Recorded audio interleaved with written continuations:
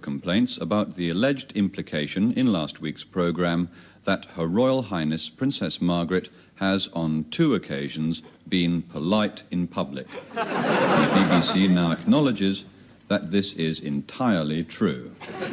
And now this week's edition of Open Door, presented by the Flat Earth Society.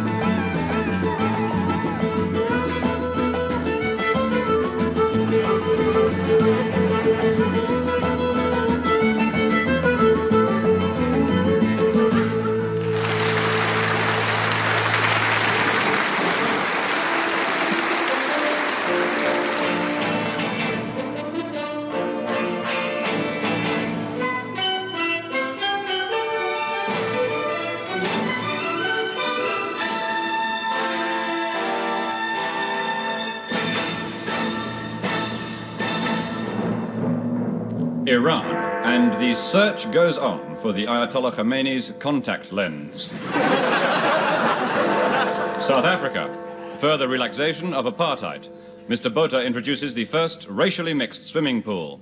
The whites get the top half, and the blacks get the bottom half. And in part 2, the winner of the Reggie Bosanquet look-alike competition. Good evening. Here is the news. It was revealed today that Britain is the poorest country in the EEC, but still has the nicest flag. Denying this statement, Mrs. Thatcher said that she's delighted with the latest inflation figures of 16.5%, as it's 10% less than at the same time next year. Speculation is now growing of the existence of a 4th Kennedy brother who's been going around bumping off the others so that he can have a go. And finally, and this is an interesting one, a 98-year-old Upminster physicist today claimed that the world's supply of gravity is rapidly diminishing. A government spokesman said there was no cause for alarm, but the professor replied that anyone who believes what goes up must come down hasn't had a national health enema. And now, parachuting.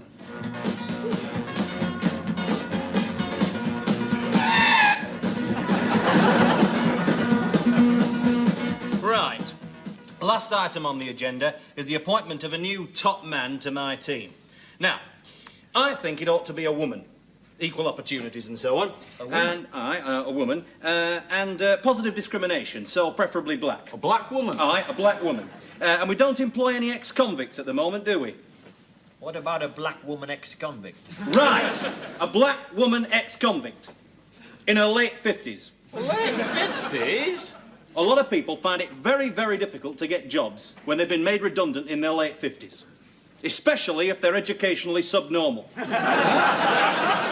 After all, an educationally subnormal epileptic with speech defects, partial sight and deafness would find it very, very, very difficult to get a job, even though they have a great deal to contribute. Right, well, so we're looking for a woman. Make that a pregnant woman. A pregnant woman. All right. Who is black, blind, deaf, Tall. epileptic, In her late 50s? And an ex-convict. Right, now are we all agreed on that? aye. Right, we'll have that advertised immediately. Thank you very much, gentlemen. Right. Oh, that's bloody typical of JC, that. Right, every good job that comes up goes to one of his family.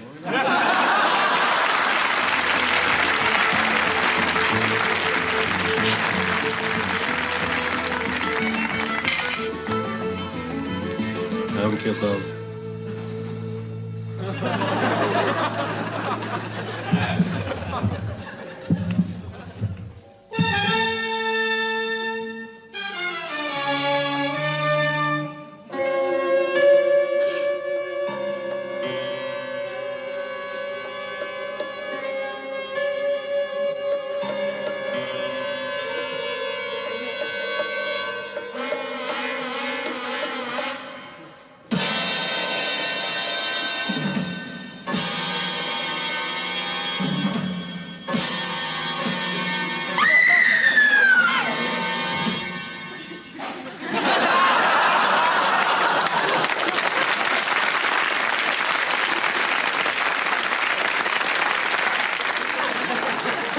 Part 2.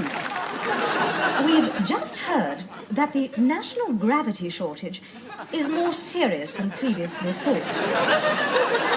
Apparently, this is a scarce and vital resource, and the government urges consumers to use as little of it as possible. Here's what you can do to help save gravity in places where it's most used. That is, near the ground. So stay off the ground as much as possible.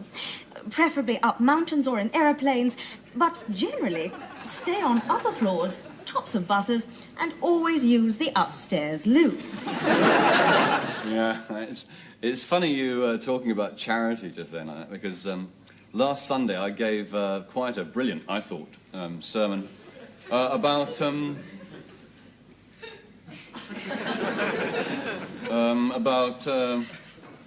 you know.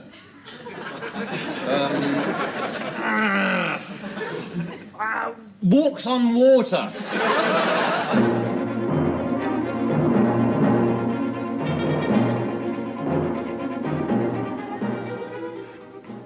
Good evening. This week, on October the 27th, one of the last of Britain's colonies, the tiny island of St. Vincent, gets its independence. With me are Mr. Toby Fanshawe of the St. Vincent National Popular Front for a Democratic Socialist Republic, and Mr. Henry Trethowan of the St. Vincent Democratic Socialist Republicans for a National Popular Front. Good evening. Gentlemen, perhaps we could begin by pinpointing St. Vincent on the map for the benefit of the viewers. Mr. Fanshawe? It's there, Where exactly? in the Caribbean. Mr. Trethowan, perhaps you could put your finger on it for us? Yes, of course. Thank you. It's here somewhere. Well, it can't just have disappeared, can it? I saw it only this morning. Yes, Mr. Fanshawe. Ah, I know. The CIA have moved it. Yes. Mr. Fanshawe, could you describe St. Vincent for the viewers? It's an island. Go on. It's an island entirely surrounded by, water. Look, could we move on from this and look at life on St. Vincent? And what is the main occupation of the people? They're the St. Vincent ginger growers, and I really want to say they grow the finest ginger in the world today. And the rum is fine any time of year. With a totally tropical taste. Till I come out, I wanna go home. Nuts, oh, hazelnuts. Gentlemen!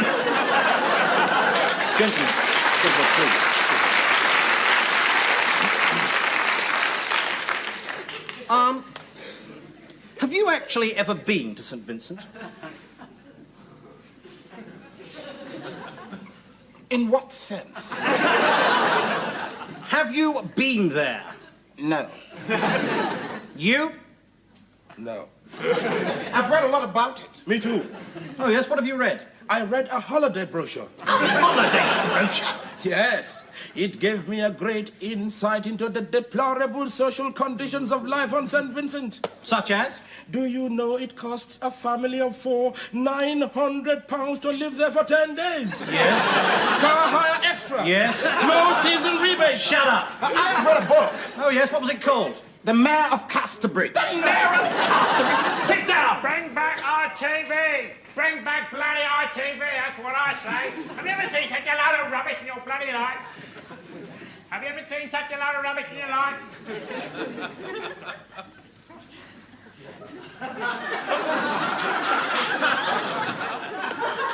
Right, now we got rid of it.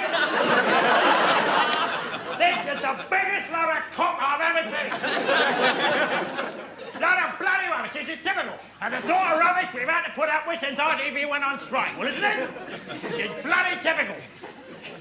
Mind if you think this is bad. If you think this programme's bad earlier tonight, I saw Nationwide. And that is crap. I'm not so bloody stupid, that programme. You don't think so bloody banal.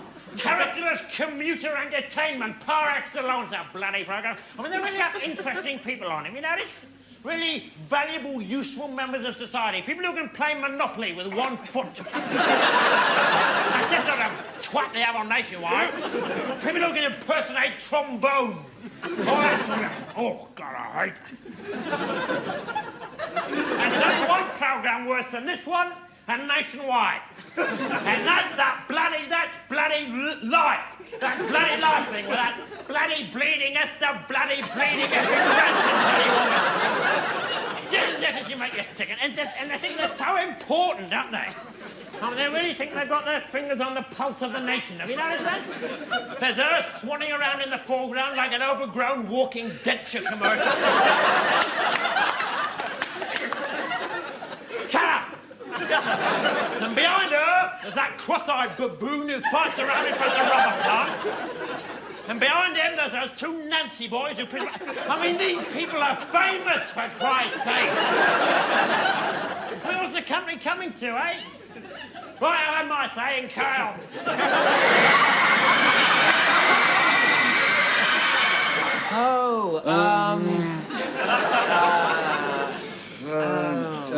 Dear, oh dear. What's his name, son? Yes. Sorry, I thought I heard the phone go. The Kremlin have explained why Mr. Brezhnev hasn't been seen for 3 weeks.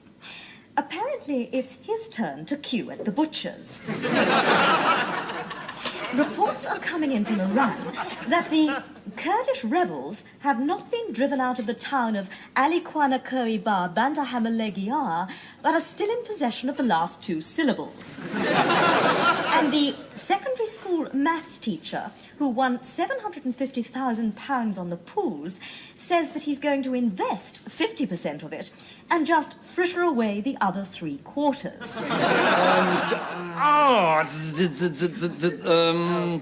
Mind like a sieve. Dear, oh, Jesus Christ.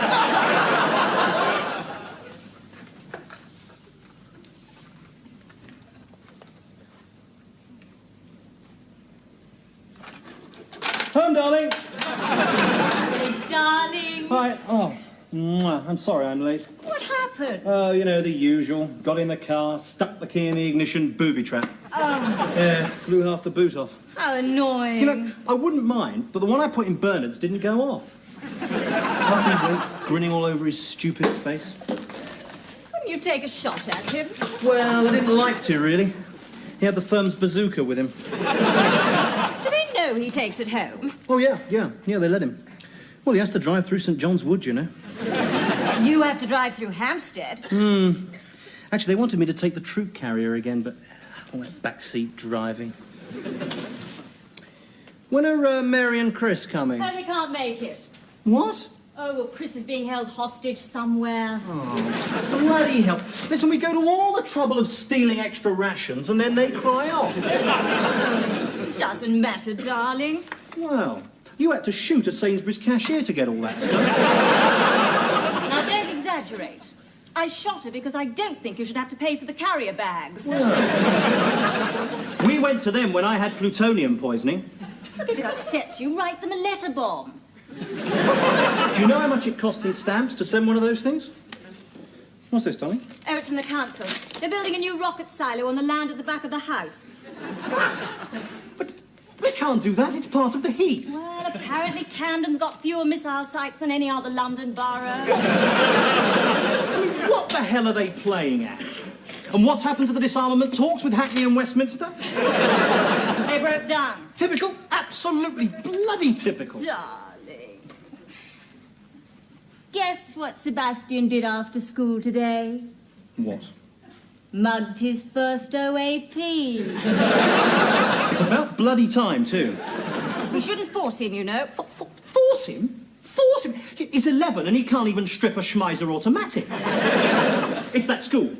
We should have paid to send him to a military academy. Darling, those places are like concentration camps. Concentration camp never did me any harm. I mean, what is he going to do when he gets into the outside world, eh? Darling, what about the spiritual things of life? Like what? Unarmed combat. Oh, dear. Being able to kill with your bare hands is equally important. It's fulfilling. Talking of fulfillment. Come upstairs to the rifle range. John, not now. Why not? Darling, I'm in the middle of making detonators. So far. Listen, I want to fire a gun with you. You're a very attractive woman. You fired off 500 rounds last night. So what? Honestly, that milkman gets here so damn late. Oh, no! What has it done? It's your parents. Oh, no! Just in time for tea, as ever. And the silly idiots have got themselves pinned down by the Robinsons again. Yeah, frankly, it's my bit of unarmed combat.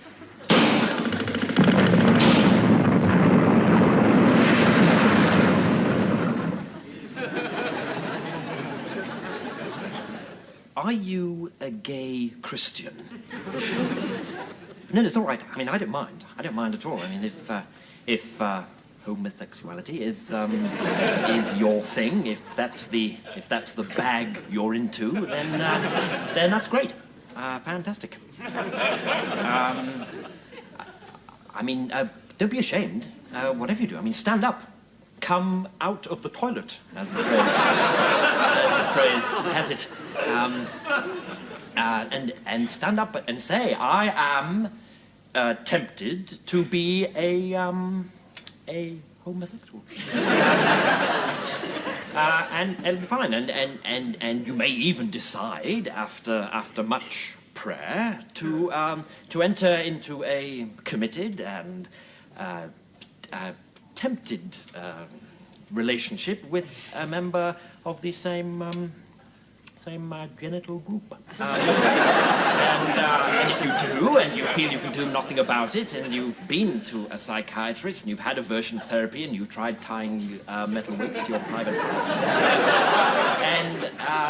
and you still feel these tendencies, then I'm afraid it means that God just wants you to have a rotten life. God's like that. He hates puffs. They called him Keith. He looked almost human. But who was he really working for? Hail, Grout! Hail, Murray! Fresh news from Earth. Good, good. How fares our sacred messenger? Well, the bearer of the holy Quabbot Thrall. Well, entrusted with the great wisdom of the great Vest of Zandur and Krabath. Yeah. The dynamic. Keith Joseph. Right. Weird name. It suits him well. And when will he bring about the great plan of Prong? Soon. Already he has lunched with the executive management of British Leyland. And upon what course did they decide?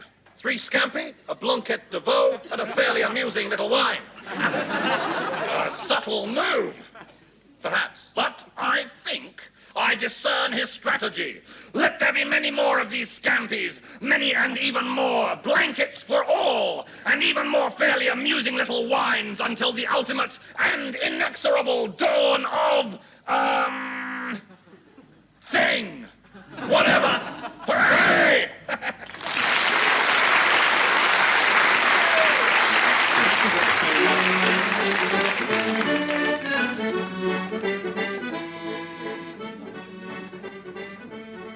Hello, I'm Mel. I'm Chris. Inviting you to join us in a completely new approach to TV Keep Fit programs. Right. Instead of the usual professional athletes, Mel Hello. and I are actually not even particularly fit. Yes. And we're going to work through this course at our own pace, and at a pace which we hope you will find both realistic and manageable. Right. So how do we begin, Mel? Yes. Well, to begin with, we need to make a space about 10 foot by 10, and absolutely any room in the house will do. Having cleared yourself a space, you get your partner to stand with his feet planted firmly about 18 inches apart on the ground, and distribute the weight evenly. Now, get your flatmate to lie with his back on the floor. Oh, good. What? Right. Now, grasp each other's opposite wrists. Oh. And, bending at the knees to avoid a hernia, you can exercise both your thigh and your calf muscles by levering your buddy to his feet. 1, 2, 3.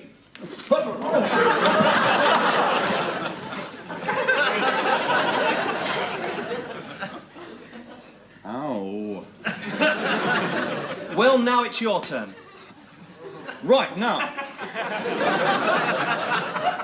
Performed correctly, weight difference between flatmates should not prove a problem. Yes. It's all just a question of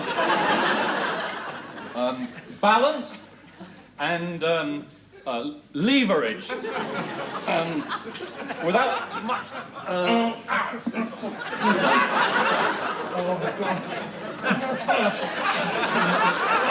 What the bloody hell's going on here? Oh, no. Right. No, Pam, look, Chris. Oh, sorry. Look. Yes. Look, until the same time next week, this is Mel and Chris. And Mel. And Mel saying... Pam. Pat and Pam are saying, get fit together. You get it together. Bye. Don't worry, I'm leaving.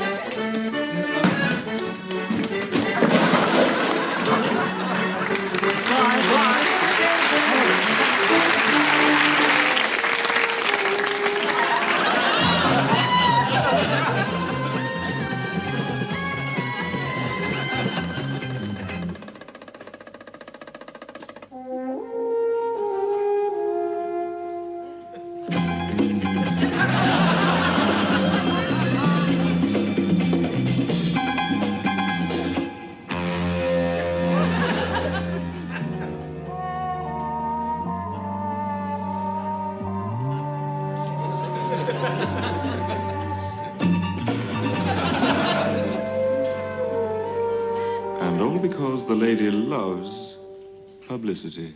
No, lady, that's my wife.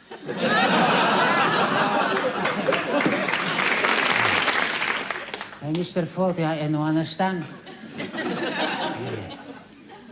I telecom is contact lens.